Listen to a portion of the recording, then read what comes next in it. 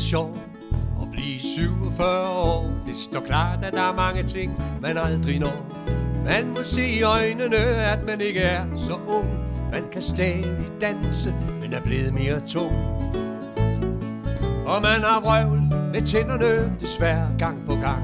En fodboldbane føles uanstændig lang. For vi er midt i det, vi kalder midtvejskrise. De sure kalder os måske for gamle grise. Men det er først, når man er her, at man forstår, hvad det dybest set betyder, når man siger, tiden går.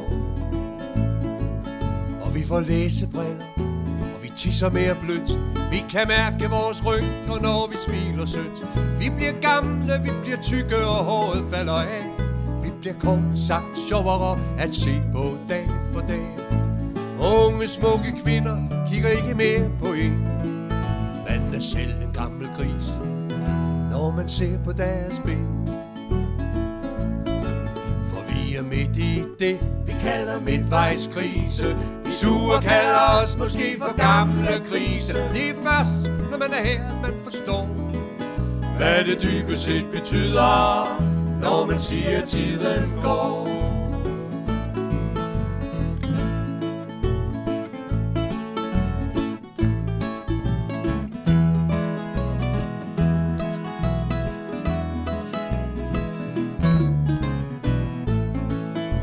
Det er godt, når tissemanden gør, som der bliver sagt. Den er blevet mere følsom, man må tage sig lidt i jagt. Men når det hele virkelig kører, så er man bare glad.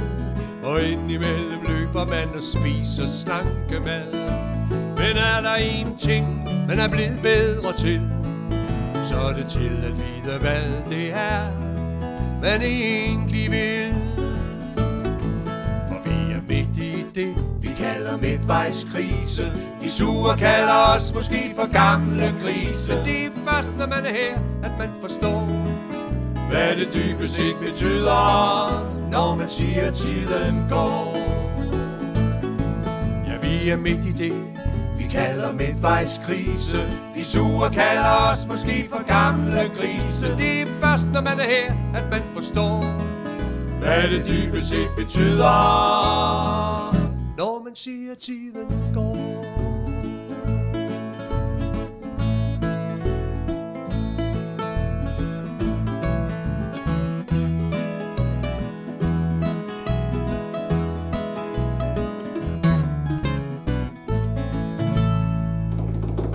Skål. Skål. Skål.